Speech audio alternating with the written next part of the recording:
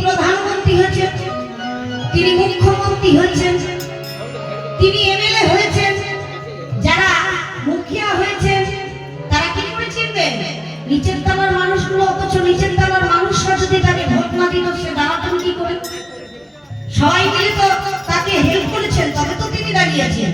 সেই সবাইকে হেল্প করে তখন দাঁড় করিয়েছেন, যখন তার কথা কেউ খেয়াল রাখলেন না, সিংহাসনটা পেয়ে তিনি ভুলে গেলেন। সেই আজকে দুর্যোধন শাসনটা এক তীর তাদের জায়গা দিচ্ছিল না। ভগবান শ্রীকৃষ্ণ তাদের সঙ্গে লড়ে এক তীর জায়গা নয় 5 গুণ জায়গা দেওয়া হয়েছে। সেই রকম আজকে তাদের কেমন অহংকার, তারা রাজ্য পেয়েছেন বলে রাজস্ব যোগ্য করে ভগবানকে ভুলে যাচ্ছে যে তাকে কোন পদটা দিতে হবে। সেই রকম ভিক্ষুকনি আপনি যদি যজ্ঞটা করছেন, এই যজ্ঞে সমস্ত দেবতাকে নিমন্ত্রণ করেছেন। ব্রহ্মা বিষ্ণু মহেশ্বরের কাছে যাবেন যখন, এদিকে ব্রহ্মা বিষ্ণু মহেশ্বর তারা সমালোচনা করছেন কি শোনো, তাহলে কি করা যায়? আজকে ব্রাহ্মণের কেমন ক্রোধ আছে আমাদের একটু দেখতে হবে। তিনি তো ব্রাহ্মণ, কারণ ব্রাহ্মণের ওই 9টা সুতো যখন একটা একটা করে গায়ত্রী মন্ত্র জপ করে তাদের কিন্তু অহংকার করে যায়। তা ওদের পৈতাটা কেমন জোর আছে আজকে একটু দেখতে হবে, একটু পরীক্ষা করবো। আমা সেই ব্রাহ্মণকে পরীক্ষা করার জন্য ব্রহ্মা বিষ্ণু মহেশ্বর বললেন, দেখো ভোলা, এই যজ্ঞে আমরা যাবো, বললেন একটু দেখি না ব্রাহ্মণকে পরীক্ষা করে কি করা যায়। এবার নিমন্ত্রণের পত্র নিয়ে সর্বপ্রথম এসেছেন কোথায় না ব্রহ্মার কাছে। ব্রহ্মা, আমি তোমায় নিমন্ত্রণের পত্র দিতে এসেছি, পত্রটা গ্রহণ করো। ব্রহ্মা বললেন, দেখো আমার তো নানান চিন্তা করতে করতে কোথায় কি থাকে, চতুর্ভুজা তো আমার 4টি বদন, আমি রাম করতে করতে হরিনাম করতে করতে কখন কি করি আমি ঠিক রাখতে পারি না। তা তোমার এই নিমন্ত্রণের পত্রে দিয়ে গেছো, যদি মনে থাকে তাহলে চলে যাবো, আর মনে না থাকলে যাওয়া হবে না। বলেন, ব্রহ্মা তুমি কিন্তু অহংকারের কথা বললে, আমার এত বড় যজ্ঞ হবে, সবাই আসবে, তুমি যাবে না, এটা কেমন কথা? বলে, বেশ, আমি তো বললাম যদি মনে থাকে যাবো, আর না মনে থাকলে যাবো না। শোনো ব্রহ্মা, তোমার এই অহংকারকে আমি চূর্ণ করে দিতে পারি। কেন? তুমি হচ্ছে ব্রহ্মা, চতুরায়ণ ব্রহ্মা, সৃষ্টিকর্তা ব্রহ্মা। সৃষ্টির মোহে পড়ে তোমার আজ অহংকার হয়েছে, চতুর্মুখে নাম করো বলে তোমার অহংকার হয়েছে। তোমার এই অহংকারকে আমি ঘৃণা করি। কেন জানো? আজ তুমি আমার চোখে যাবে না, তাই তোমায় বলছি, শোনো ব্রহ্মা, তোমার কোনো মন্দিরও হবে না, তোমার কোনো পূজাও হবে না। ব্রহ্মা বললেন, বাবা বাবা, ও ব্রাহ্মণ, আমার যদি পুজো না হয় মানুষ উদরপূর্ণ করবে কি করে? হ্যাঁ, উদরপূর্ণ হবে কি করে? আমার পুজো সবার আগে করতে হবে, এখন করতে হবে না কি বাবা? ব্রহ্মার পুজো না করলে আমাদের আহার ঢুকবে, মুখে আসবে কি করে? ব্রহ্মাকে যদি প্রজ্বলিত না করি আমাদের অন্ন ব্যঞ্জন হবে কি করে? আগে সবার আগে যে কোনো বড় বড় কর্মে দেখবেন আগে ব্রহ্মাকে নিমন্ত্রণ করা হয়। সে ব্রহ্মাকে নিমন্ত্রণ না করলে তাহলে কি হয়? আমাদের অগ্নি জ্বলে না। যে কোনো যাগযজ্ঞ করবেন আগে যজ্ঞ শেষ না হলে কিন্তু আমাদের ঘরে আগুন জ্বলবে, কি জ্বলে না? হ্যাঁ গো, কি বাবা? ব্রহ্মাকে যদি না ডাকি আমাদের চুলো জ্বলবে? বিয়ে বাড়িতে, ছাত্র বাড়িতে বড় চুলো করা হয় কেন? আগে ব্রহ্মাকে নিমন্ত্রণ করা হয়। আর ব্রহ্মাকে নিমন্ত্রণ করলে কি হবে? এত এত মানুষের সেবা হবে, তিনি সবার উদরপূর্ণ হবেন। তাই বলেন, ব্রহ্মা আমি তোমায় অভিশাপ দিচ্ছি, তোমার কোনো মন্দির হবে না। বলেন, মন্দির না হলেও আমাকে না ডাকলে কারো সেবা হবে না। আগুন না জ্বলে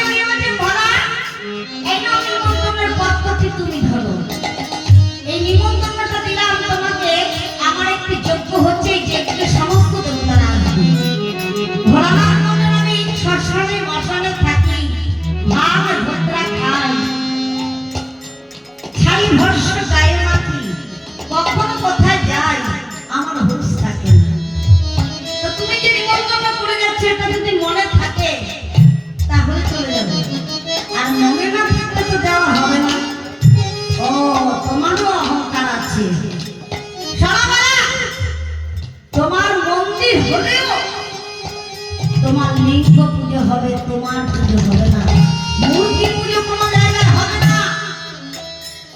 ভোলানাথ বললেন আমার কোনো দুঃখ নেই, কেন কি আমার মান অপমান দুই সমান।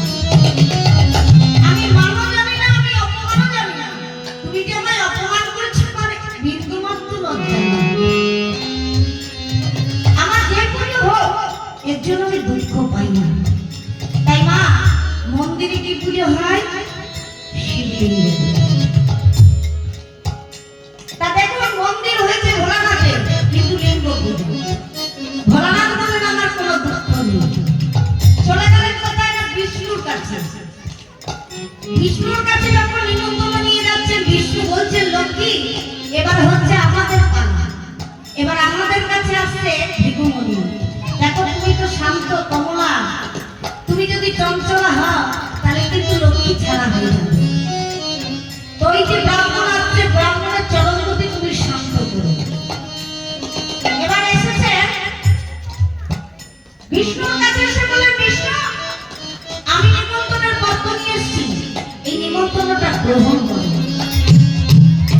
যেই না নিমন্ত্রণের পত্র দিয়েছে, বলে দেখো আমি তো অনন্ত শয্যার শহীদ হয়ে থাকতাম, তা যদি নিদ্রা ভেঙে যায় তো তোমার যজ্ঞের কথা মনে পড়লে চলে যাব, আর যদি মনে না থাকে স্বয়নে যদি থাকি তোমার যজ্ঞের যাওয়া হবে না। কি বললে বিষ্ণু? তোমার এত অহংকার, তোমার ওই অহংকারকে আমি পদাঘাত দেব। যেই না পদাঘাত করতে গেলেন বিষ্ণুকে, এমন সময় লক্ষ্মী চরণ দুটো জড়িয়ে ধরেছে। কেন মা? ও মা, ঘরের স্ত্রীরা হচ্ছে শান্ত কমলা চঞ্চলা। বউ মানুষ যদি চঞ্চল হয় তাহলে ঘরের লক্ষ্মী কিন্তু চলে যায় মা। তাই মা লক্ষ্মী চরণ দুটো ধরেছেন। কেন? ব্রাহ্মণের চরণ সেবা করলে আশীর্বাদ পাওয়া যাবে, ঘরে শান্তি ফিরে পাবে। যেই না চরণ দুটি ধরেছেন, ধরে বললেন হা হা হা আপনি বলছেন কি? এ তো শিলা, শিলার মধ্যে যদি পদাঘাত করেন আপনার কোমল চরণ দুটো ব্যথা পাবে না। আপনি এই চরণ দুটি দিয়ে, এই নরম কোমল চরণ দুটি দিয়ে শিলার উপর আঘাত করবেন। মা গো, তোমার মতো লক্ষ্মীমন্ত যাদের ঘরে থাকে তাদের লক্ষ্মীর অভাব হবে না মা। আমি আশীর্বাদ করলাম, লক্ষ্মী নারায়ণের পুজো না করলে কারো ঘরে লক্ষ্মীর সরবরাহ হবে। ভিখু তো সবাইকে কোনো রকম করে নিমন্ত্রণ দিয়ে চলে গেলেন। তার ক্রোধকে তারা তিনজনে পরীক্ষা করলেন যে ভিখুর অনেক ক্রোধ আছে, এবার দেখতে হবে আরেকটা রাজা আছে, সেই রাজার মতো করুন। সে রাজাটাকে যার বুড়ো আঙুল থেকে জন্ম হয়েছে, তার ব্রহ্মার বুড়ো আঙুল থেকে জন্ম হয়েছে দক্ষ পূজা। সেই সভার মধ্যে সবাই এসেছেন, এসে যখন আসন গ্রহণ করেছেন সবাই মিলে চিৎকার করে বলতে লাগলেন দক্ষ পূজা বলি। যেই না প্রবেশ করেছেন সবাই কি বলছেন? দক্ষ পূজা বলির জয় হোক, দক্ষ পূজা বলির জয় হোক। ওমা, সবাই উঠে জয় ধ্বনি দিলেন, কিন্তু তিনজন উঠিলেন না। তিনজনকে ব্রহ্মা, বিষ্ণু, মহেশ্বর, তিনজন যখন উঠলেন না, মনের মধ্যে বড় দুঃখ। কার না? দক্ষ প্রজাপতি। বলেন কেন? এই যজ্ঞে আমার থাকা হবে না, কারণ সবাই আমায় প্রণাম করলো, সবাই আমার কাছে আমার সম্বোধন জানালো, আর এরা তিনজন কিনা আমায় প্রণাম করলো না। না না না ভিখু, তোমার এই যজ্ঞকে আমি গ্রহণ করতে পারবো না। যেই না চলে যাচ্ছেন বলেন মহারাজ আমার এই যজ্ঞে না থাকুন, আপনি আরেকটা যজ্ঞ করে উচিত শিক্ষা দিন। তা সেই যজ্ঞের নাম কি হবে ভিখু? কেন? সেই যজ্ঞের নাম হবে শিবহীন যজ্ঞ। তা কি যজ্ঞ বাবা? শিবহীন যজ্ঞ। শিবহীন যজ্ঞ করে দক্ষ রাজার ঘরে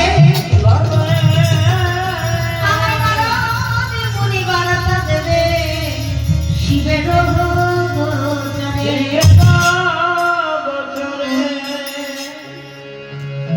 এবার ভিখুমণির সঙ্গে পরামর্শ করছেন যে ভিখু আমার যজ্ঞটা যেন জাঁকজমক করে হয়, কারণ সমস্ত দেবতারা আসবে, কিন্তু ওই ভাঙর ভোলাকে এখানে আসা হবে না। ওর কোনো নিমন্ত্রণ নেই, ওকে নিমন্ত্রণ দেবো। বলেন বেশ। এমন সংসদে নারদ এসে বললেন, নারায়ণ নারায়ণ, ও মহারাজ এত আয়োজন কিসের জন্য? ওমা, গ্রামে একটি করে নারদ থাকে না? নারদ থেকে কি করে গো? হ্যাঁ, মায়েরা কিছু বলছে না। কি করে নারদ? যদি কারো ঘরে অশান্তি লেগে যায় না, সে ঝুঁকে নিয়ে ভালো করে ঝগড়াটা করবে, তার নাম হচ্ছে নারদ। কিন্তু যেদিকে ঝগড়া লাগিয়ে থামাতে না পারে, তার মতন পাপী কেউ নয়। কিন্তু এ নারদ কিন্তু সে নারদ নয়। এর নারদ যিনি সবকিছুকে রোধ করতে পারে, তিনি হচ্ছে নারদ। ঝগড়া যেমন লাগাতে পারে, ঝগড়া তুমি মিটাতেও পারে। তাহলে কেমন নারদ? এই নারদ এসে জিজ্ঞেস করছে, মহারাজ এত আয়োজন কিসের? বলেন কিসের জানো? দক্ষ রাজা একটি যজ্ঞ করছেন। এই যজ্ঞে ভাঙর ভোলাকে নিমন্ত্রণ করা বন্ধ। যজ্ঞের নাম হচ্ছে শিবহীন শিষ্য বাদ দিয়ে আবার চুপ? না না না, এ আমি মানতে পারলাম না। বলেন কেন জানো নারদ? হ্যাঁ মহারাজ, এই যজ্ঞ কেন করবেন? সতী হচ্ছেন আপনার কন্যা, শিব হচ্ছেন আপনার জামাতা, তাহলে তাদেরকে কেন বাদ দেবেন? বলে শোনো নারদ, ভিগুমুনির যজ্ঞে গিয়েছিলে, দেখেছিলে সমস্ত দেবতারা এসেছিল, সবাই আমায় প্রণাম করলো। আর ওই ভাঙর ভোলা সে আমায় প্রণাম করলো না। ব্রহ্মা করেনি, দুঃখ নেই। কেন? ব্রহ্মা কে গো? ওরে ব্রহ্মা হচ্ছে সৃষ্টি কথা,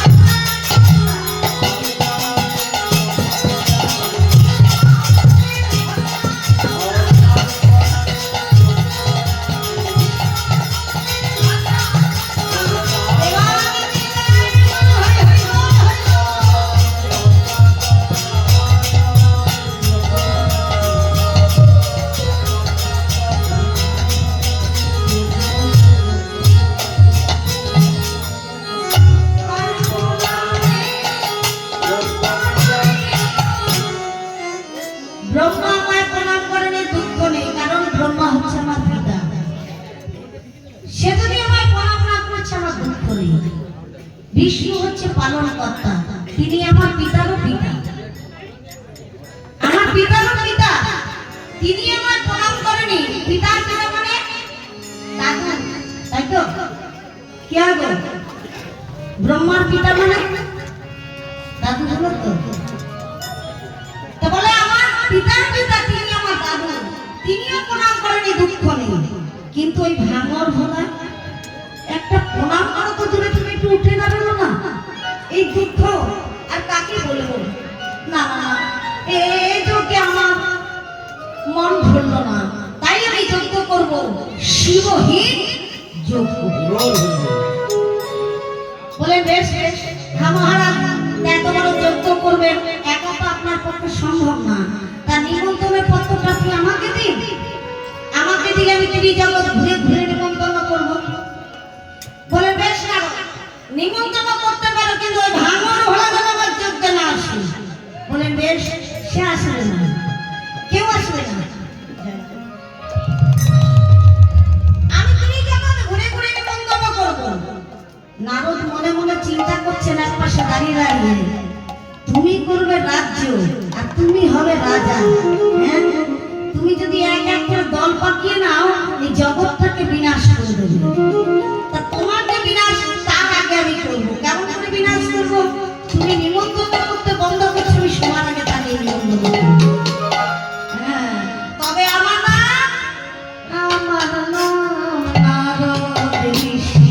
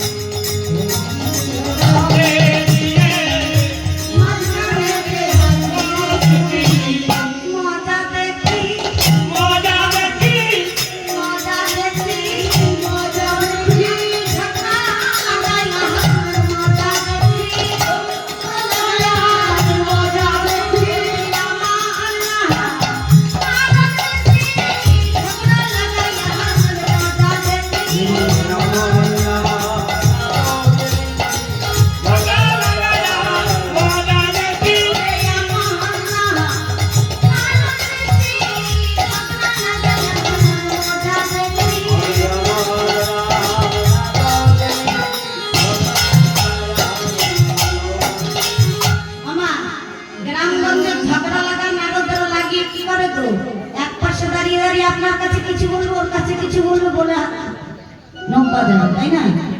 আর মজা দেবে, আহা কি মজা। তা সেইরকম নারদ মনে মনে চিন্তা করছেন, এক পাত্র আলু যদি থাকে, একটা আলু পচে গেলে তাহলে কি হবে? বপ্পার আলুগুলো সব পচে যাবে, তাই তো? তাহলে পচা আলুটা বার করে দিতে হবে।